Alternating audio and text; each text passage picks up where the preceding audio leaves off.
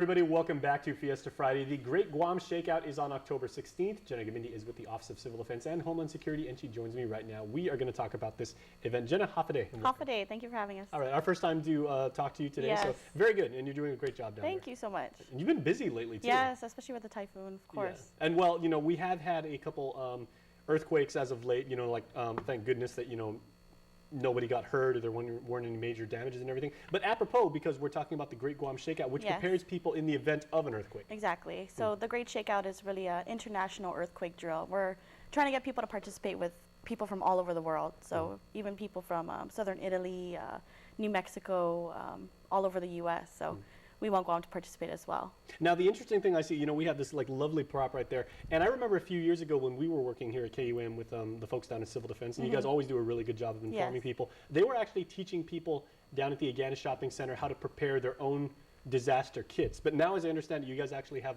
prefab Yes, kits. So we just recently received our earthquake preparedness kits. Right now we're running a contest for the first 25 schools to register to participate in the Great Guam Shakeout. If they do, they receive 2 of these kits for their whole school. And what's inside? Let's go ahead and break it open. Okay. We have some great things. We have first aid material. We also have some rope, matches, and then there's also food supply as well as 3 packs of water. And these can stay good for quite some time. Some bright sticks and a small the chem sticks. These are fun. these are very, very needed, but you can. And all-purpose poncho. Okay. So in the event of a major earthquake, this can prepare people for, in case their shelters break down or they don't have any food or water. This is where the preparedness kit comes in handy. And what I guess a lot of people don't realize is if you do have an earthquake, for those of us old enough to remember the big earthquake in '93, that was 8.1 on the Richter scale and lasted for a minute and a half.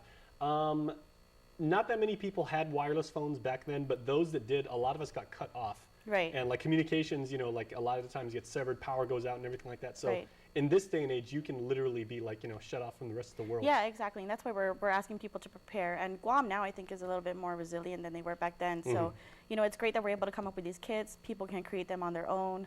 So that's what we're encouraging. Well, if people are going to make them, and still try and do it, maybe as a fun family project together with the kids and everything like that, what basic materials should they assemble? So definitely food and water. Non-perishable food items such as canned goods. Water, 3-day supply at least for each person in the family, as well as a battery-operated radio, matches, and pretty much anything that you need for children. If you need medication, you want that in your kit as well, so it can be personal and set towards you. Okay. Well, our friends from the fire department, both local and up at Anderson, were also telling us that as far as Fire Prevention Week and Month, they were saying your family of course wants to plan out and then practice your evacuation strategy. Here's how to get out of the house and everybody meet in the yard or underneath the tree, what have you. So as far as that, where do you recommend people actually store these kits in their house? Is it mounted on the back of the door, or for us, it's wherever it's easily accessible. So if that's in your kitchen, if you want to have it close by in your room, if you're able to prepare a kit for everyone in your family, then each person can have it staged wherever they are. But it's pretty much wherever it's easily accessible for you. And just as far as the scale of these, each of these kits is probably suitable for the average family of 4 or 5. Yes, yes it is. So 1 per room is probably a little bit much. Yeah, but if you want to be extra safe. Okay, yeah, you can never be too safe. Right. And again, that leads into the Great Shakeout. There's an activity that people do, and we always take part in it here. What time of the day specifically on the 16th do we do, and what actions do we take? Okay, so October 16 at 10:16 in the morning, the Great Shakeout encourages people to practice 3 very basic steps, and that's just to drop, cover, and hold on. And when I say drop, cover, and hold on, we are talking about trying to get under a table or a sturdy desk. And if you're not able to get to a desk quickly, then we still encourage to drop your head, cover your head, and just hold on until it stops. Maybe if people are confined to wheelchairs, or people are bedridden. Yeah, I wanted to touch up on that a little bit. For if you're in a wheelchair, we encourage that you put your wheelchair in lock, stay exactly where you are, and then just wait for it to end and cover your head with your arms, or you can put a pillow over your head or a book.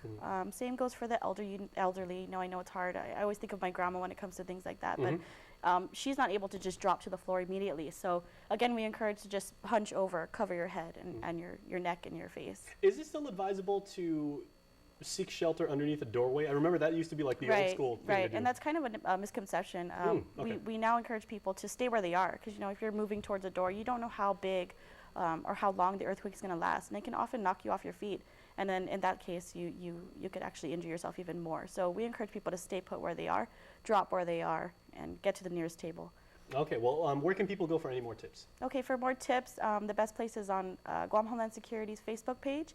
You can like our page at Guam Homeland Security, or become our friend at Guam Homeland. All right. We also just recently started an Instagram page, so it's Guam Homeland Security, one word. Very nice. Yes. All right, can't wait to join that. I mean, you guys were doing an amazing job during the typhoon. Thank you so much. Yeah, you guys were so fast with the information. We were just sharing it.